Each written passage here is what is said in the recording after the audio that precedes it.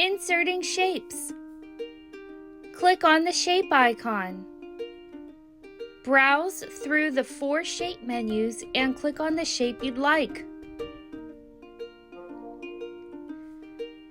Press down with your mouse cursor and drag open the shape to the size that you'd like it to be.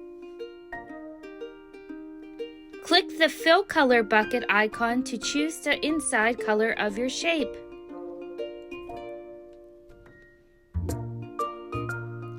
Click the Border Color icon to select the color of the border. Click on Border Weight to select the border's width.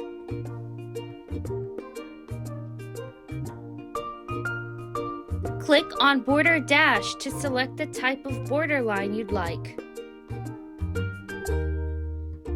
Continue editing under Format Options, where you can select Size, Position, Drop Shadow, and Reflection.